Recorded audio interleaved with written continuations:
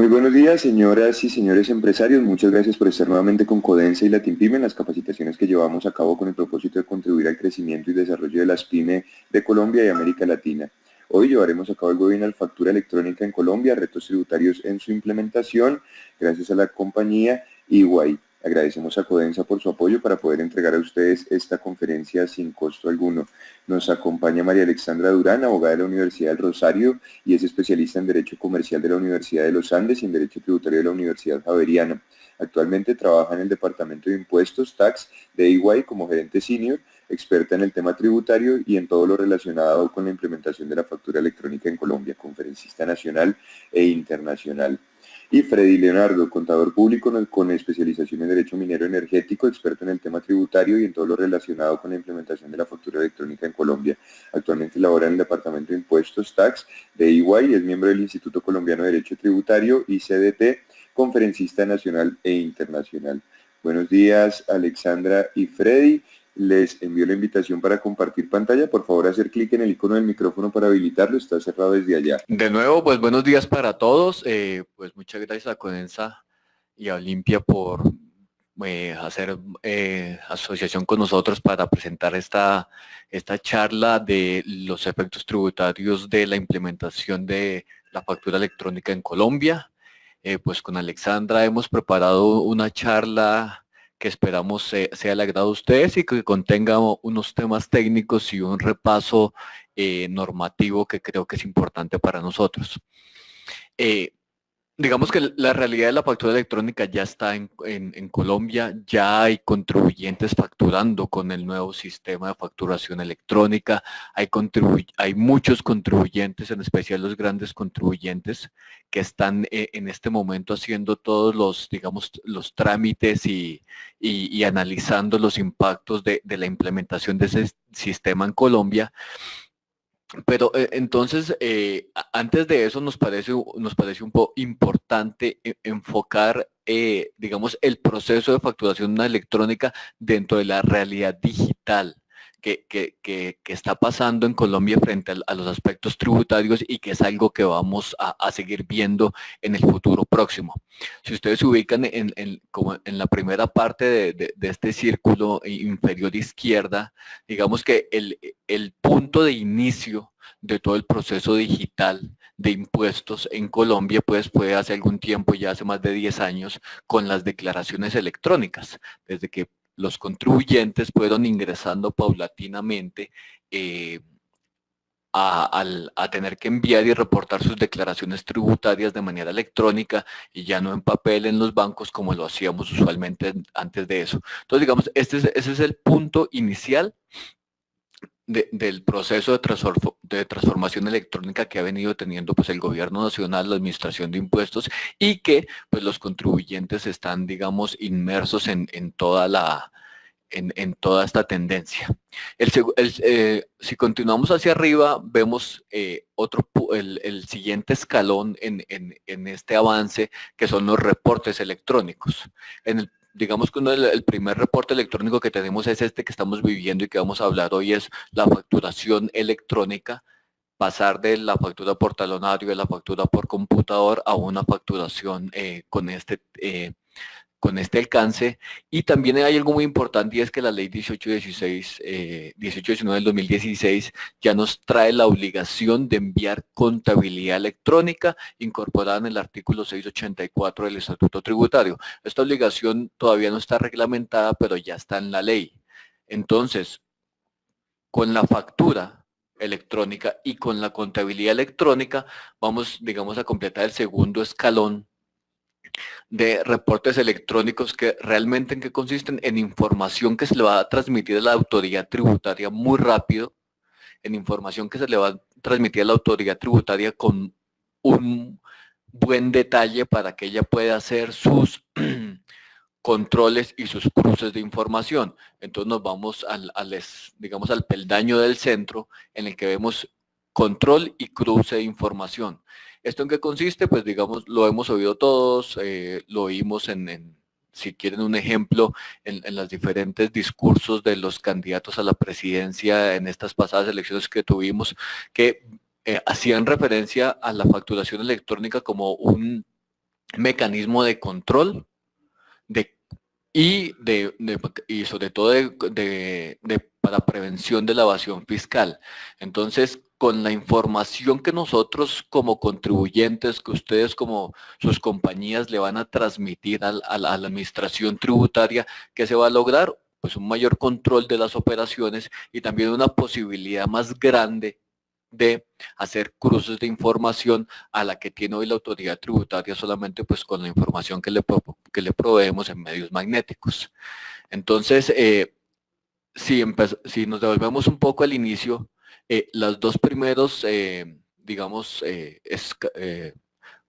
pasos de la diapositiva están a cargo del contribuyente y a partir del tercero ya nos vamos a qué es lo que va a hacer la administración tributaria con la información que nosotros le demos en estos dos reportes electrónicos.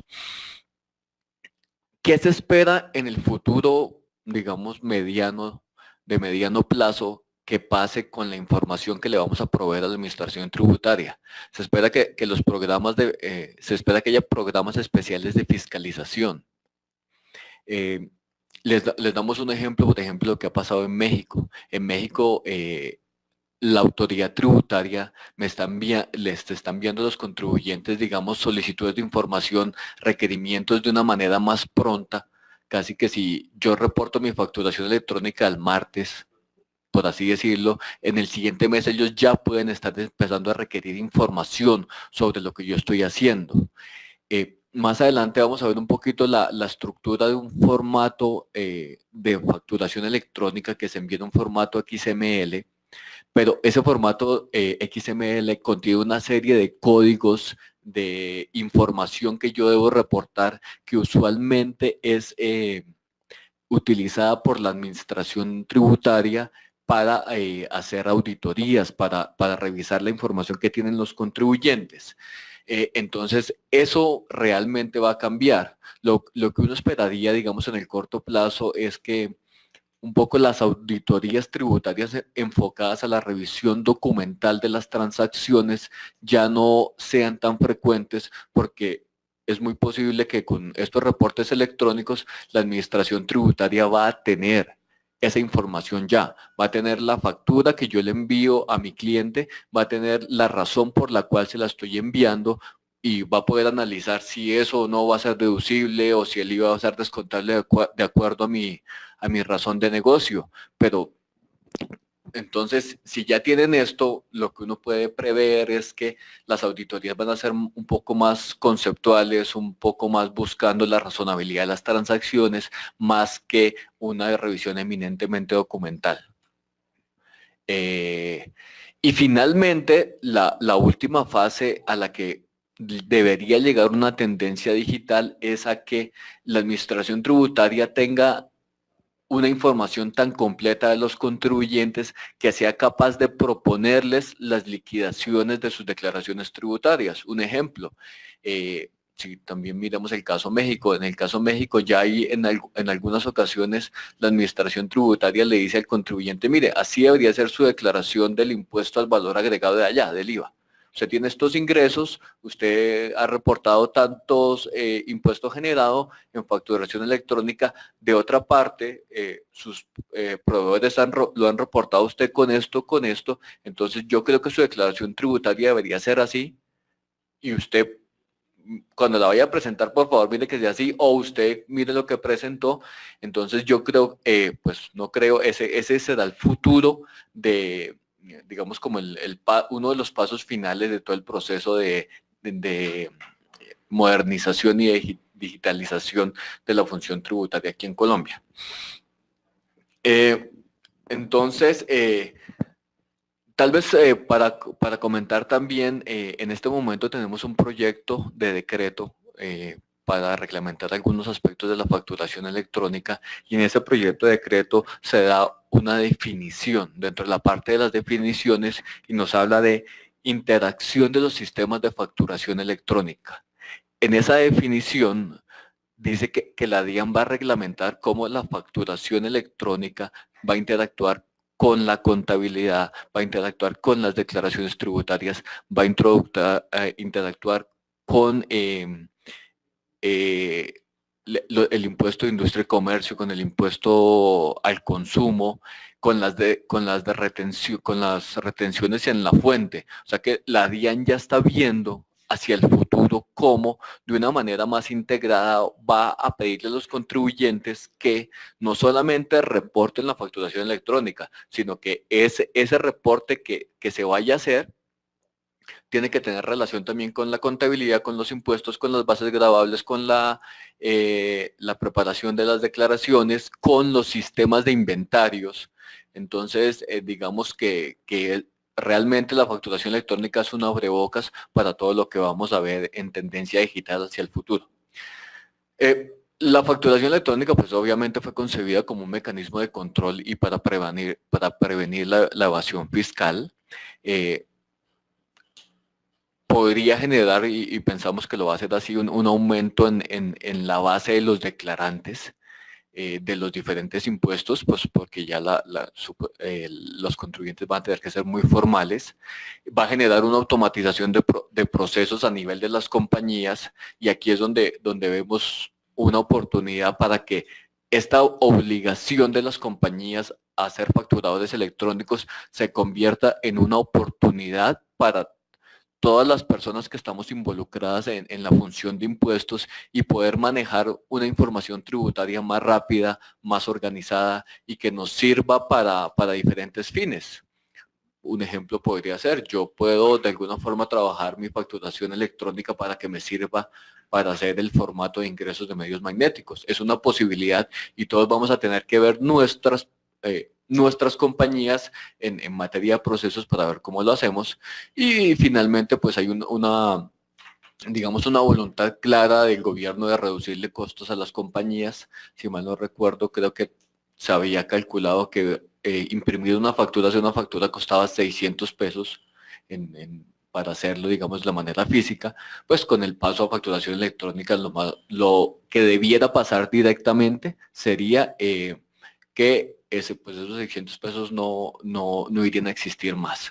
Le doy paso a Alexandra, que nos va a contar un poquito acerca de el cronograma de entrada en vigencia de la facturación electrónica.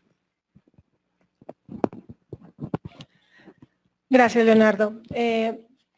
Como lo dijo muy bien Leonardo, este tema de la factura electrónica es el primer paso para comenzar a evolucionar en la era digital a nivel de impuestos. ¿Por qué queremos mostrar este slide antes de empezar a definir cómo es el esquema, qué tenemos que hacer?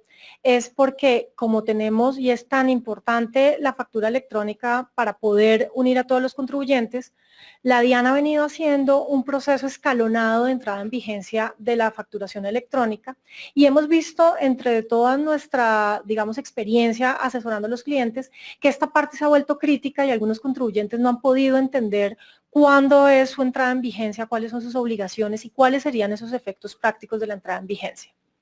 Queremos partir de una base que es fundamental y es la factura electrónica no es nueva en Colombia. Y eso para que nos quitemos ese mito, porque de alguna u otra forma hemos escuchado a los contribuyentes decir, pero es que esto es una nueva obligación, la DIAN me está poniendo nuevas obligaciones.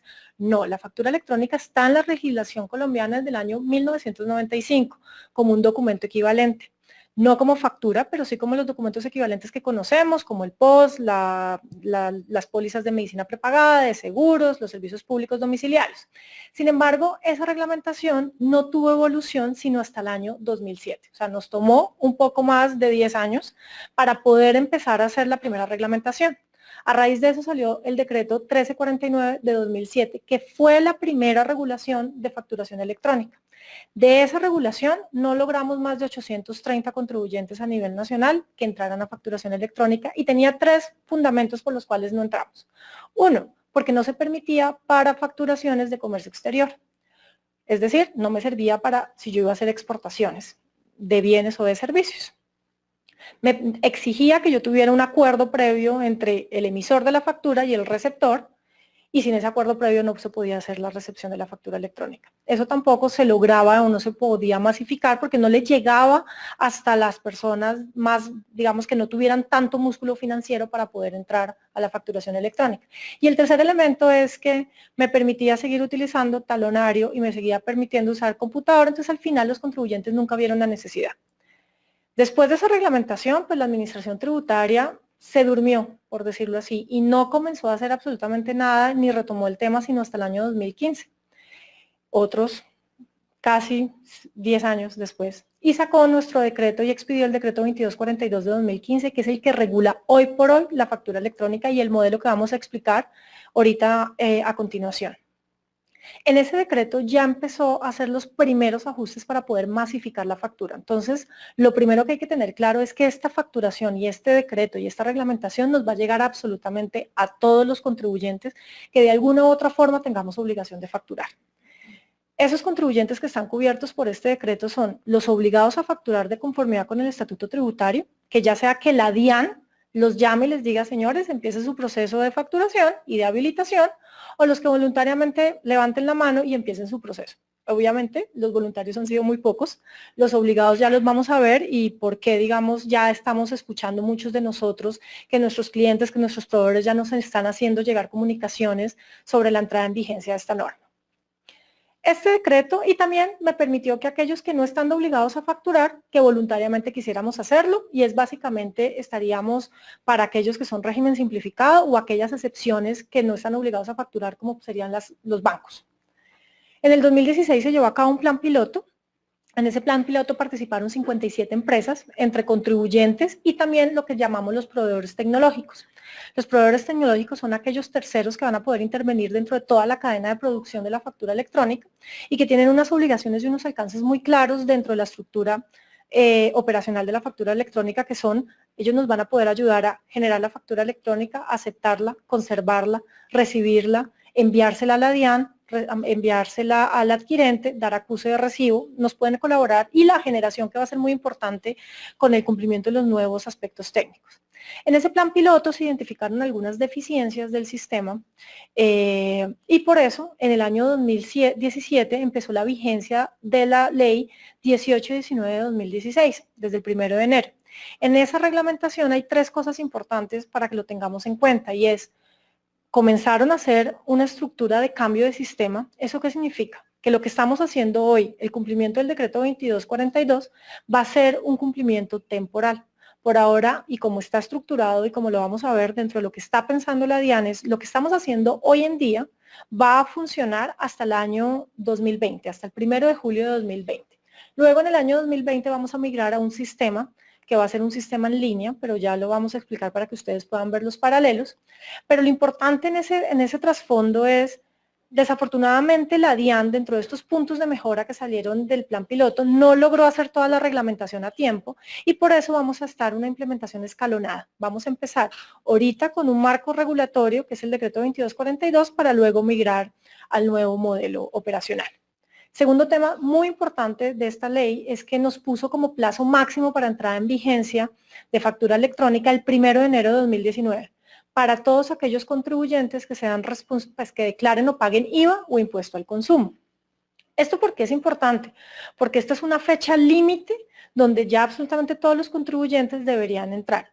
Tema importante, en esta ley como está, no se estableció ningún tipo de diferencia escalonada dependiendo del nivel de ingresos o del nivel de operaciones o del nivel de facturas. Nos han hecho muchísimas preguntas como, oye, pero si yo apenas facturo X montos al año o mi facturación mensual son 5 facturas al mes, ¿tengo que entrar? O no hay hasta la fecha ninguna ley que me exima de la responsabilidad de entrar a factura electrónica atendiendo los montos o mi nivel operacional.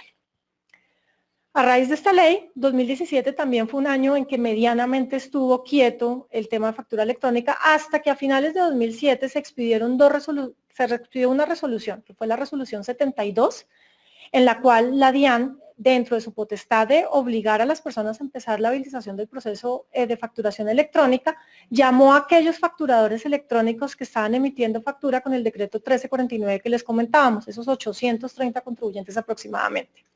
Dentro de los términos legales, ellos tienen 6 meses de habilitación. Y después, en febrero de 2018, expidió la resolución 10, donde llamó absolutamente a todos los grandes contribuyentes a empezar también ese proceso de habilitación. Fechas importantes de estas resoluciones. Esos son los términos de habilitación que trae la ley hoy en día, lo que tenemos hoy, es decir, desde que nos llamen o desde que levantamos la mano para empezar el proceso de habilitación de facturador electrónico, tenemos 6 meses, 3 meses digamos, dentro de todo el periodo normal de la vigencia de la resolución, si nos llama la DIAN, o desde que empezamos a hacer pruebas y lo hacemos voluntario, y 3 meses más que nos trae el estatuto tributario. ¿Esto qué significa? Que durante el 2018 vamos a ver varios contribuyentes entrando a facturación electrónica. Solamente los grandes contribuyentes son 3.600, luego ya podemos ver más o menos cuál va a ser el monto de contribuyentes que van a entrar durante este año. Entonces tenemos la primera fecha de vencimiento, que es el 29 de junio, entrarían aquellos facturadores electrónicos anteriores. El 1 de septiembre entrarían los grandes contribuyentes. Sin embargo, esa resolución 10 le dio la posibilidad a los grandes contribuyentes o a los facturadores electrónicos anteriores que pidieran unos plazos. Si esos facturadores pidieron plazo y fue otorgada la prórroga, el 29 de septiembre entrarían unos y finalmente el 1 de diciembre entrarían los otros. Y que, como está hoy en día la norma, al 1 de enero, los demás personas jurídicas que seamos responsables de IVA, impuesto al consumo, ya deberíamos estar habilitados al 1 de enero.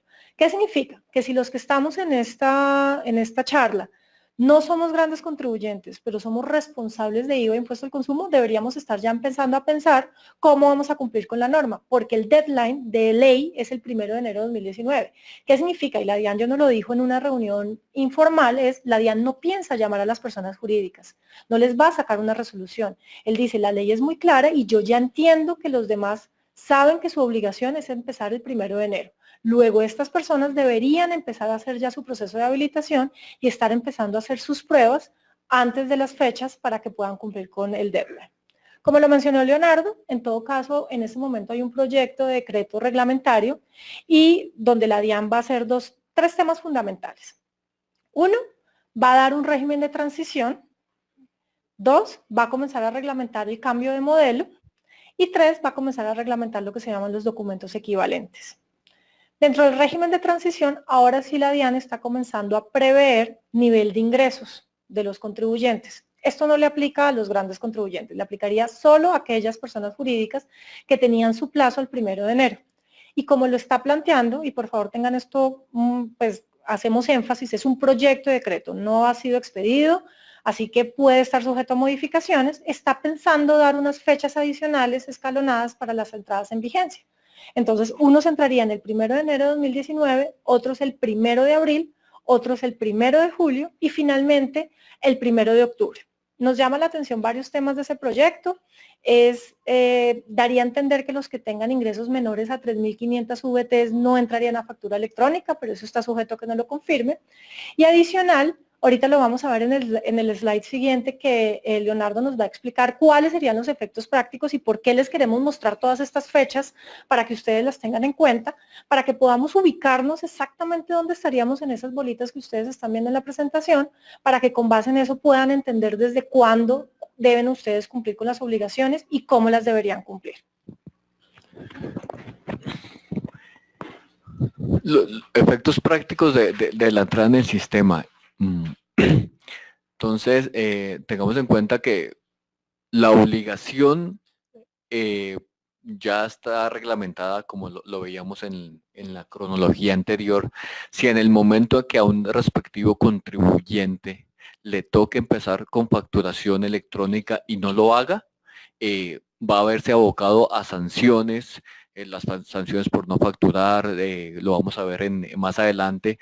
Pero entonces, digamos, ¿cuál es el efecto tributario si no tengo en cuenta la fecha de arranque que debería tener si no lo hago? Voy a tener la sanción del artículo 657 del estudio tributario, me puedo imponer la sanción del 651 y digamos que también voy a ocasionarles problemas a las compañías con las cuales tengo transacciones. Entonces, para resumir un poco los efectos prácticos que acabamos de mencionar, si ustedes se dan cuenta en la tabla que hemos planteado, en la primera columna, pues tenemos básicamente fechas. Como lo mencionaba Alexandra, del 1 o el 29 de septiembre tendrían que entrar a facturar electrónicamente los grandes contribuyentes que no hayan solicitado una extensión en el plazo o los voluntarios pues, que tampoco la hayan solicitado. Entonces, estos grandes contribuyentes, ¿qué van a tener que hacer para emitir su factura electrónica? Van a tener que emitir el archivo XML como factura. Si estoy haciendo una transacción con otro obligado a facturar electrónicamente, le voy a enviar a esta persona el archivo XML en el formato electrónico de transmisión, o si estoy haciendo una transacción yo como obligado a facturación electrónica con alguien que no esté todavía obligado a facturar electrónicamente, le voy a tener que enviar una representación gráfica de la factura electrónica. A su vez, esta persona que puede tener, este gran contribuyente puede recibir facturas electrónicas de otros obligados a facturar electrónicamente a partir de esta fecha, o también puede seguirse recibiendo la factura por computador o talonario de sus proveedores que no estén obligados a facturar electrónicamente. Entonces vean ustedes la complejidad de documentos que puede tener un contribuyente en el cierre de este año.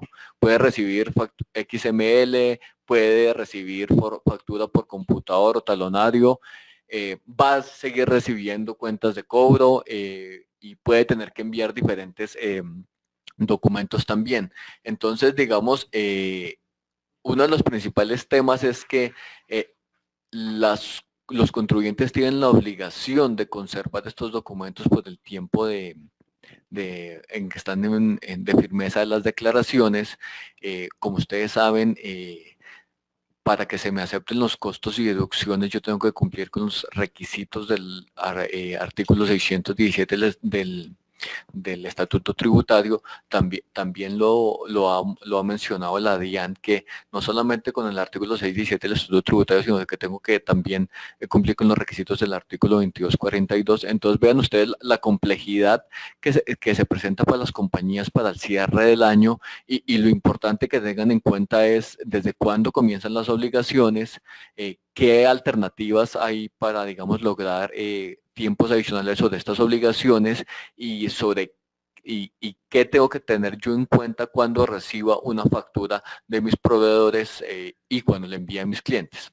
Veíamos la primera línea que tenía la fecha del 1 al 29 de septiembre. La segunda línea sería el 1 de diciembre, que es donde ya todos los grandes contribuyentes tienen que empezar a emitir factura electrónica, sea como sea. Ahí sería el máximo plazo de extensión. Bueno, y digamos que ahí ya por lo menos entraríamos a una actividad más uniforme. Y lo que mencionaba Alexandra hace un momento es que las personas que no sean grandes contribuyentes, pero que sean responsables que tengan que declarar y pagar impuestos sobre las ventas o impuesto al consumo, tendrán que entrar hasta en este momento el 1 de enero del 2019 a facturar electrónicamente. En el proyecto de decreto reglamentario que le estamos haciendo mención, esta obligación inicial del 1 de enero del 2019 se presenta escalonadamente en 3 fechas a lo largo del año. Conservando el 1 de enero para que entren las personas cuyos ingresos brutos en el año grabable 2017 sean superiores a 1 millón de VTs. ¿Superiores o iguales? Estas compañías deberían entrar, o estos contribuyentes que estén dentro de ese límite de ingresos deberían entrar en el 1 de enero. Así que mucho ojo, hay que estar muy pendientes del decreto reglamentario para ver qué es lo que está pasando, pero pues digamos que lo más importante es que se le añade otra situación que debo controlar, porque si recibo, digamos, el 5 de enero, una factura de un contribuyente que esté ubicado en este rango, pues tendrá que ser factura electrónica y tengo que estar preparado para hacerlo, ¿no? Entonces, ahorita en la siguiente diapositiva, cuando veamos cómo funciona el modelo, vamos a ver, digamos, la importancia de esto. Hay una segunda etapa que va a ser a partir del 1 de abril del 2019, entrarían contribuyentes con ingresos superiores, con ingresos entre 500.000 y 999.999 VTs. Estos entrarían el 1 de abril a emitir su factura electrónica. ¿Cuál es la siguiente capa? El 1 de julio del 2019 entrarían contribuyentes con ingresos de entre 499.999 y 100.000 VTs. Y finalmente, pues el 1 de octubre entrarían contribuyentes que tengan ingresos desde 990.999 a 3.500. Como lo decía Alexandra, pues para contribuyentes con ingresos inferiores a 3.500, en teoría inicialmente no existiría la obligación de emitir facturación electrónica. Pensaríamos que deberían continuar expidiendo sus facturas vía pues talonario o pues usualmente talonario, pero no perdamos en cuenta que el proyecto de decreto reglamentario estaría creando un nuevo sistema de control que se llama la tarjeta fiscal. Esa tarjeta fiscal que sería aplicable para aquellos contribuyentes que no tengan la obligación de emitir facturación electrónica, está siendo reglamentada y en teoría podría ser una de las actividades una de las, digamos, de las opciones que quedan para estos contribuyentes. Esto es simplemente para mostrar la complejidad y lo que se viene en este cierre del año. Y ahí también es muy importante también tener en cuenta que los documentos equivalentes, como están hasta ahorita, continúan con plena vigencia y digamos son el medio para soportar las transacciones. Los principales documentos equivalentes que tenemos son los servicios públicos, los que emiten las compañías de servicios públicos domiciliarios, el documento soporte al régimen simplificado, el POS, los contratos de medicina prepagada, las pólizas. Entonces, estos documentos equivalentes siguen con vigencia en 2018 y hasta que no haya un reglamento que le diga a las compañías que emiten documentos equivalentes que tienen que pasarse a facturación electrónica, podrían mantener, digamos, los documentos equivalentes y eso serían, digamos, el soporte de los costos y deducciones. La sugerencia acá es que por favor en cada una de sus compañías miren a ver si esta exención de documentos equivalentes los excluye del todo del régimen de facturación electrónica o solamente a una parte de las actividades de su compañía, y esto es muy importante que lo determinen para el cumplimiento de sus obligaciones. Pues habiendo visto como digamos, diferente número de soportes de facturas que va a tener al cierre del año, ahora sí miremos un poco, digamos de manera general, cómo funcionan los dos sistemas a los que hacía referencia Alexandra. Esperemos un poquito que no nos pasa la página. ¿Algo pasa? Dale con el S. Freddy, si quiere, salgan del modo pantalla completa, por favor, No, ya, con Escape. A ver ya creo que lo estamos mostrando, ¿no? Listo. Entonces, en la parte izquierda de la pantalla van a ver el modelo del decreto 2242 del 2015, que es el modelo actual. En términos generales, ¿cómo funciona este modelo? Empieza con el obligado a la factura electrónica. El obligado, digamos, escogido por la DIAN, obligado a facturar por el estatuto tributario.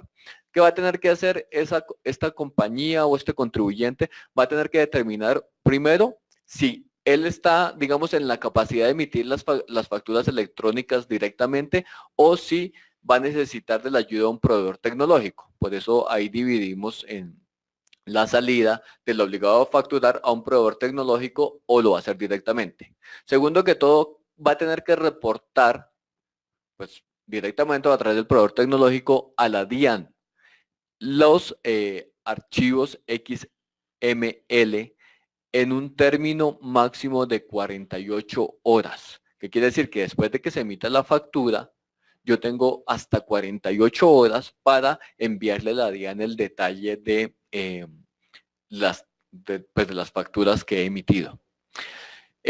Dentro de la generación de los formatos XML tengo que tener en cuenta pues el cumplimiento de ciertos requisitos, que deben cumplir con los requisitos del artículo 617, deben tener una firma electrónica, deben tener una resolución de factura, una resolución de numeración de facturación electrónica. Adicionalmente deben tener el número CUFE, que es uno de los requisitos pues, importantes de la facturación electrónica. digamos, esa es la obligación del obligado a facturar, enviar el XML. ¿Cuál es la obligación de la DIAN? De la DIAN está en, obviamente, revisar lo que el obligado a facturar le envía y de confirmarle que pudo abrir el formato XML y que lo puedo leer. Esa, hasta el momento, es la única obligación de la administración tributaria. Obviamente las normas aclaran que pues toda la potestad tributaria de revisión y demás sigue estando sobre los documentos que yo le envío. Aquí hay un tema muy importante en esta situación del plazo y de los términos, y es su relación con pues la factura electrónica como título o valor. Y ya digamos, en la diapositiva final vamos a hablar con Alexandra de los retos que hay en esta nueva obligación.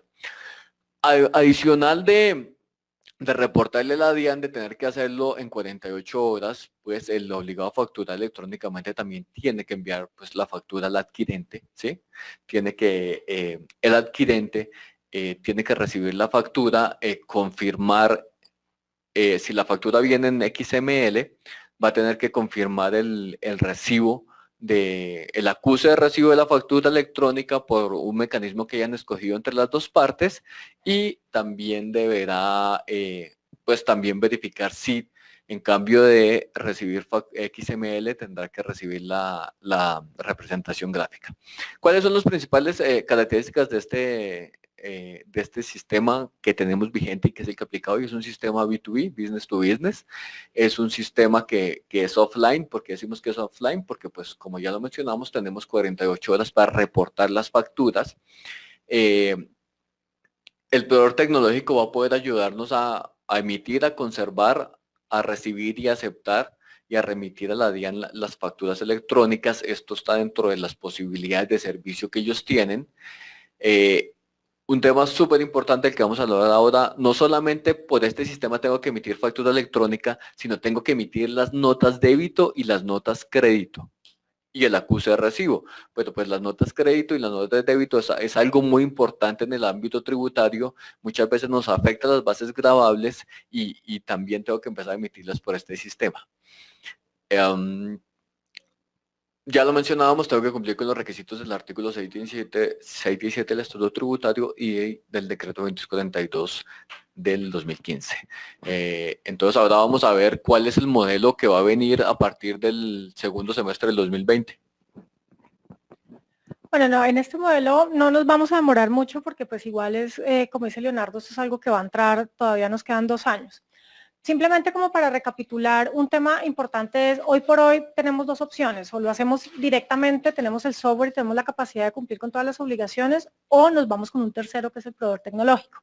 El sistema que vamos a migrar a partir del año 2020 va a ser un sistema en línea, porque vamos a tener un nuevo actor en la cadena de la facturación electrónica, que es el proveedor autorizado. Este va a ser un tercero, previamente también validado por la DIAN, va a tener que haber sido un proveedor tecnológico, y él es el que no nos va, una vez, mejor dicho, va a estar conectado directamente con la administración tributaria. Luego, si nosotros queremos crear una factura, él la va a validar en línea y automáticamente la DIAN va a tener la información. Esto hace que cambie una serie de sistemas y de modelos, y lo más importante, que si bien esto va a empezar en el 2020, ¿por qué lo traemos? Es, ya la DIAN está trayendo nuevos aspectos que quiere tener en cuenta dentro de todo este proceso de facturación electrónica. Entonces, en algún momento lo mencionábamos, ya la DIAN con este sistema va a abrir la puerta para que comencemos a mandar contabilidad electrónica. ¿Qué significa? Pues que va a tener absolutamente toda nuestra información, todos nuestros ingresos, costos y gastos, y va a poder hacer los cruces.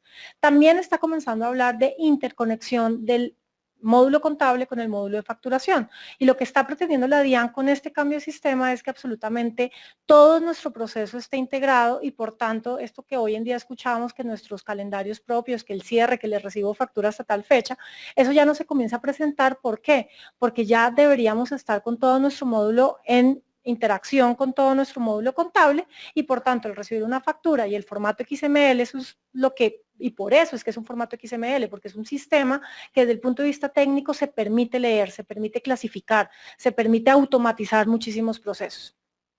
Y también un tema importante van a ser los documentos equivalentes con este nuevo cambio del sistema. Entonces, hoy por hoy, que es una pregunta muy común, oye, pero entonces cuando me llegue la luz, no, tú vas a seguir recibiendo tu factura como tal, como está hoy en día, pero a partir del año 2020 cambia. Entonces, si se dan cuenta, esto ya es un proceso de masificación y por eso es tan importante que le hagamos seguimiento a este cambio de proceso, que no esperemos como nos pasó con este modelo de factura electrónica, que ya se nos van a vencer los plazos y ya estamos corriendo, vamos a ver qué hacemos, cómo lo hacemos, qué invertimos. Ya sabemos que esto va a tener un impacto y va a ser un cambio grande para 2020, entonces comencemos a prepararnos. No lo dejemos simplemente al aire, no dejemos que otros decidan. En este momento ese proyecto de decreto está en la página de la DIAN y está abierto a comentarios. Entonces valdría la pena pues, que lo miremos de cara a lo que va a pasar.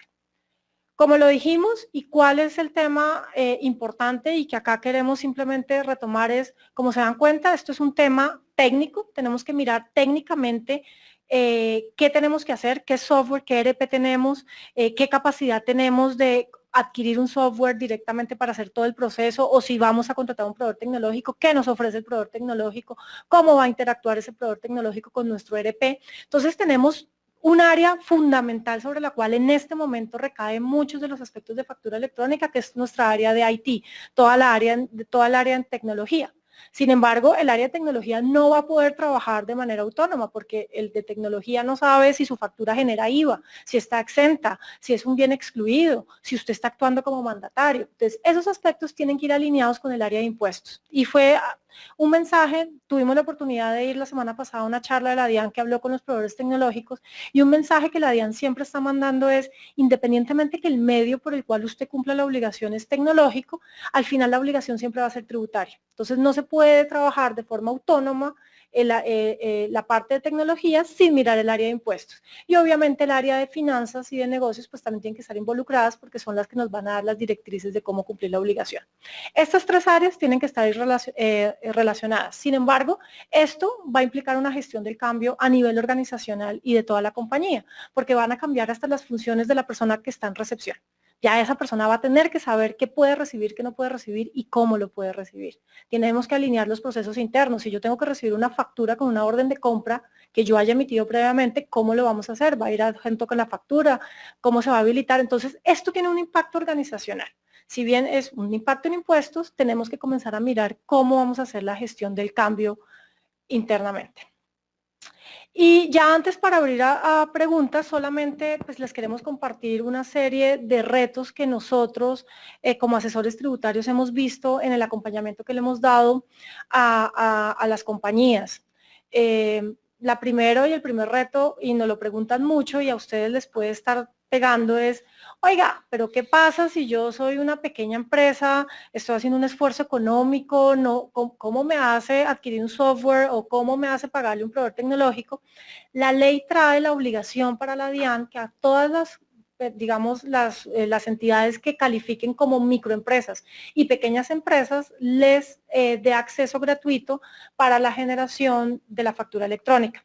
En este momento la DIAN ya tiene un software a disposición, sin embargo, pues también eso es uno de los retos. Por ahora no hay regulación para ese proceso de registro, ni hay proceso de cómo se va a usar el software. Eso es algo que hay que ir trabajando con la DIAN.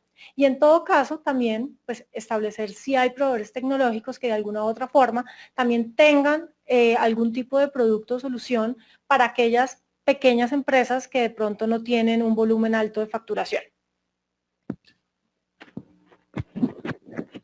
Un segundo reto desde el punto de vista de operatividad y de cumplir con los requisitos que tiene el sistema de facturación electrónica, pues obviamente es definir cómo se va a cumplir la obligación.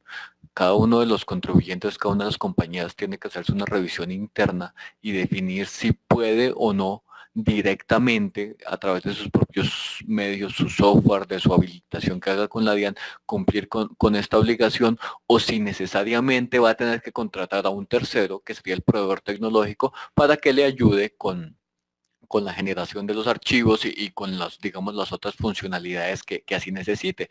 Esto es, digamos, representa una decisión importante en términos de costos, de procesos y es una decisión que hay que tomar teniendo en cuenta mucho el tiempo en que cada uno va a tener para implementar la facturación electrónica. Dentro de la construcción del XML se va a tener que enviar mucha información.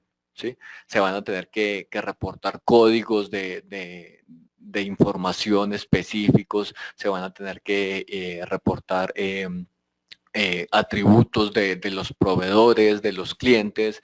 Es más, digamos que uno de los últimos requisitos que hemos visto es que se va a tener que incluir la matrícula mercantil de la persona con la cual yo estoy haciendo la transacción. La pregunta para las compañías es, ¿usted tiene esa información disponible en su ERP para poderla transferir ya sea directamente o a través del proveedor tecnológico al XML? ¿De dónde la va a sacar? Esa es una cosa, es una evaluación que hay que hacer inmediatamente para ver cómo la interacción de procesos inicie en la compañía, pues nos va a permitir cumplir con esta obligación. Pues la conservación de documentos, un reto pues gigante para las compañías. Tengo que conservarlos por la firmeza de la declaración. Ya sabemos hasta dónde la última reforma tributaria nos llevó a las firmezas de las declaraciones tributarias. Y lo más importante es que, no sé, una compañía que emita 5.000, 6.000 facturas, que reciba 7.000, 8.000 al mes, pues va a tener, digamos, un reto importante para almacenar estos documentos, para atender auditorías durante el término de firmeza de las declaraciones y para saber cuál es el documento que realmente va a soportar mi transacción. Quiero referirme, pues, antes de hablar del tema de facturación electrónica como título valor, a referirme, digamos, a los dos últimos temas. Y el primero que todavía el más importante son las notas crédito. O sea, el facturador electrónico tiene que reportar todas las notas crédito y débito que emita a los terceros en el sistema de XML de facturación electrónica. Debe también conservar un número de numeración consecutiva, aunque no va a tener que venir aprobado por la DIAN a través de una resolución, pero sí tiene que ser un número consecutivo.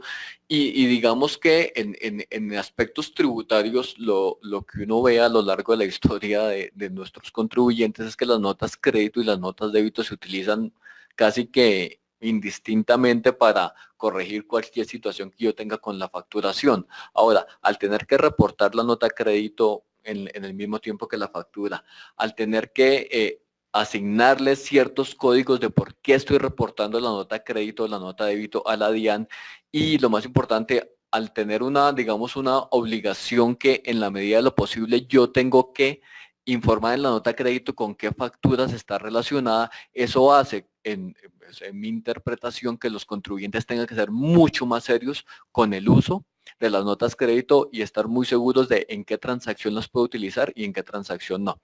Y finalmente, el conocimiento de las operaciones, el conocimiento de lo que usted va a reportar en factura electrónica, le va a dar una identificación de los riesgos que usted puede correr en el proceso o no.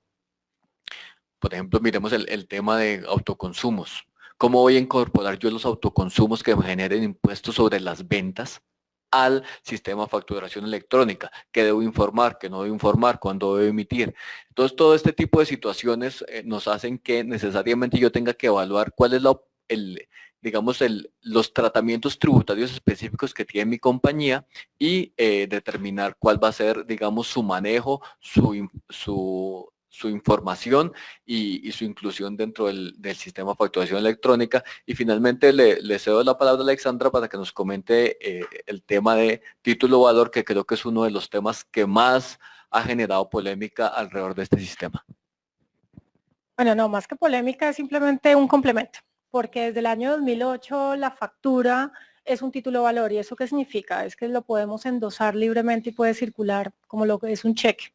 ¿Cuál ha sido el tema y el paralelo? Es, como esto es una obligación tributaria, pues tenemos que garantizar que de alguna u otra forma, pues esta factura también pueda circular. Esto es muy importante para las pymes, porque ustedes saben muy bien que muchos de nosotros necesitamos un músculo financiero para poder operar. Sabemos que cuando trabajamos con grandes compañías siempre tienen sus políticas de pago de 60, 90 días y hace que nuestro flujo de caja sea limitado. Por eso el factoring se vuelve tan importante para aquellas empresas para efectos de flujo, de efectivo. ¿Qué pasa? De manera paralela a toda esta reglamentación, existe ya una reglamentación del Ministerio de Comercio donde ya está permitiendo y va a haber un administrador de las facturas electrónicas que se va a llamar el REFEL.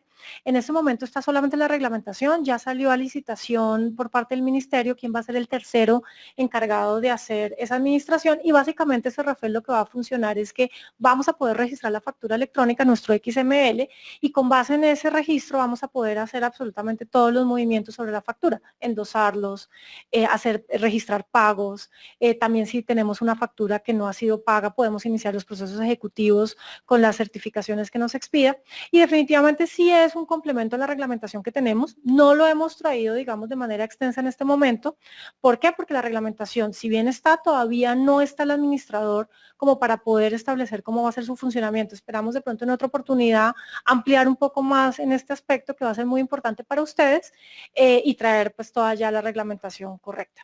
Yo creo que pues, tenemos 10 minutos como para hacer algunas preguntas. Miguel, no sé si quieres abrir el micrófono para el efecto.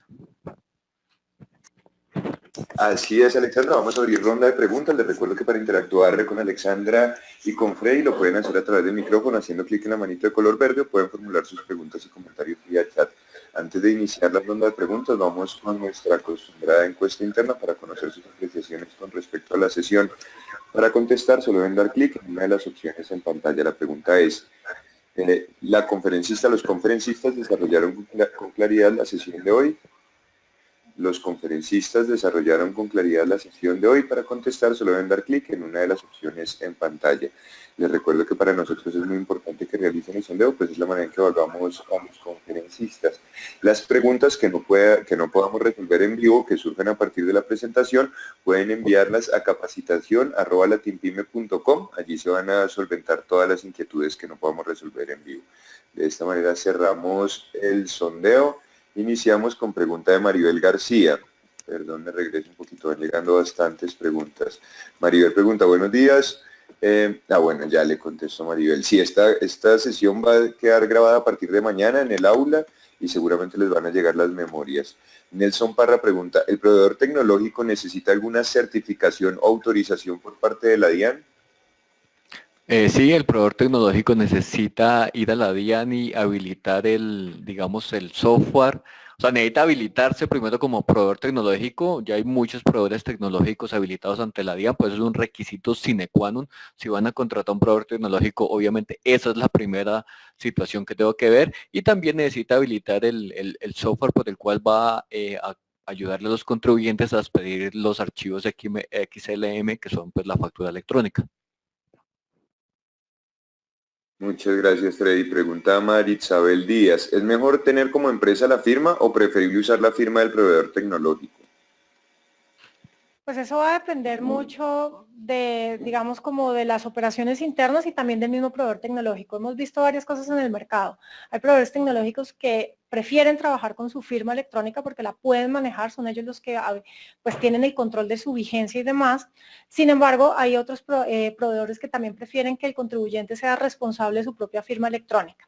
Entonces eso va a depender mucho de la operación y también de políticas internas, ¿no? También hay contribuyentes que dicen yo manejo absolutamente todo y manejo también toda mi operación. Entonces ahí vas a tener que validarlo. Igual la ley te lo permite. La ley te da las tres opciones, que firmes las facturas con factura electrónica, con firma digital de la compañía, con firma digital del proveedor tecnológico o con firma digital de alguno de los empleados que hayan sido delegados por la empresa para el efecto. Las posibilidades están, lo tendrás que mirar dependiendo de tu negocio y del proveedor.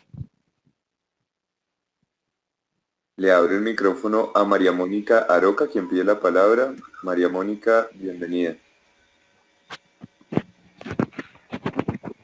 Buenos días, María Mónica.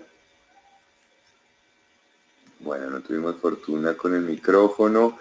Pregunta Javier García a través del chat. ¿Las personas naturales, régimen común, están obligados con el borrador del decreto? Las personas naturales. Régimen común. De régimen común. Ahorita no, pero cuando... Es al contrario. Ahorita sí, de pronto con el decreto se les abre la posibilidad que no. Claro, sí, o sea, iba para atrás. O sea, tienen la obligación de empezar el 1 de enero del año grabable 2019, como ya lo veíamos, los que tengan la obligación de pagar y declarar impuestos sobre las ventas, independientemente de su calidad, y entonces lo que tenemos que estar pendiente es del decreto reglamentario para ver si, dependiendo del límite de los topes de ingresos que ya reseñábamos, puedo o no empezar el 1 de enero, sino a lo largo del año, como ya lo vimos. Solo quiero aclarar en esa pregunta o sea, como dijo Leonardo, finalmente ahorita tenemos todos los que declaren IVA y como tú eres régimen común, pues declaras IVA, tienes que entrar el 1 de enero, como está la ley. Si el decreto se aprueba como está, tendrías que mirar tu nivel de ingresos brutos para ver cuándo tendrías que entrar y abre la posibilidad del decreto de que si tu ingreso bruto en el año es menor o igual a 3.500 VTs, puedas salirte de factura electrónica. Pero, digamos, por ahora sigue trabajando con que tú tienes la obligación de facturar, eres responsable de IVA, deberías entrar, como sigue la ley, el 1 de enero de 2019. Y hazle seguimiento al decreto. A ver, si tienes alguna fecha más allá del 2019 o si definitivamente el decreto aprueba que los que tengan un nivel de ingresos inferiores no facturen electrónicamente. Gracias, Alexandra. Pide la palabra Miriam Rodríguez, a quien le abre el micrófono. Miriam, buenos días. Miriam, bienvenida. No pudimos establecer comunicación con Miriam, retomamos preguntas del chat, en este caso Rosario del Pilar. Buenos días, las resoluciones que a diciembre 31 aún no se han agotado, ¿hay que habilitar o hay que pedir una nueva resolución de facturación para FE? Bueno, ahí lo que tienes es que tener claridad es cuándo empieza tu obligación. Si digamos, tú tienes tu facturación por computador, ¿de acuerdo? Y tienes la obligación de entrar a 1 de enero de 2019, pues no importa, tú ya tendrías que haber hecho todo el proceso y antes al 31 de diciembre ya deberías pedir tu nueva resolución de facturación electrónica. Importante, esa es una nueva resolución, no es que la que tenemos por computador queda homologada. No, tenemos que pedir un nuevo consecutivo, va a tener un prefijo especial que es FE, así se va a identificar, factura electrónica. ¿Y qué va a pasar? Cuando tú termines todo tu proceso de habilitación ante la DIAN, lo que vas a tener que hacer antes de pedir tu resolución de facturación electrónica es inhabilitar las que tienes por computador. Entonces, eso es importante. Entonces, no es que ya 1 de enero de 2019, pues ya no podrías emitir más facturas por computador, independientemente que la vigencia de esa factura por computador, la resolución todavía estuviera vigente. Si la sacaste, esas tienen vigencia de 2 años. Entonces, si lleva 1 año, no importa, si tú ya tienes la obligación de pedir factura electrónica, esas por computador quedan inhabilitadas y tienes que pedir unas nuevas. Además que sobre todo, y eso es un tema muy técnico, que me imagino lo mirarán con los proveedores tecnológicos y demás, al solicitar la facturación, el rango de facturación electrónica, ahí la DIAN te va a dar una cosa que se llama la clave técnica de control. Y con esa clave es que tú vas a crear ese código único de factura electrónica, que es como el nuevo requisito que va a tener la factura. Entonces, pues al final nunca vas a poder utilizar lo que tienes hoy en día como resolución de facturación a la fecha. Tiene que ser nuevo. Lo que es muy importante tener en cuenta es que una vez me expidan a mí la resolución de facturación electrónica, ya no voy a poder utilizar los formatos que utilizaba. Entonces hay que estar muy pendiente de ese momento, porque apenas la expidan, ya lo otro que, pues las otras resoluciones que tú deberías tener autorizada para hacerlo por computador, por talonario por computador, quedan inhabilitadas. Rey Alexandra, muchísimas gracias por la conferencia de hoy. Infortunadamente por cuestiones de tiempo no podemos seguir resolviendo en vivo las inquietudes presentadas por ustedes y que no se alcancen a responder serán atendidas a través del correo capacitación@latinpymes.com. Agradecemos nuevamente a Codensa y su invitado EY por su apoyo para poder entregar a ustedes esta conferencia sin costo alguno. Latinpymes y Codensa les desean un feliz día. Hasta pronto.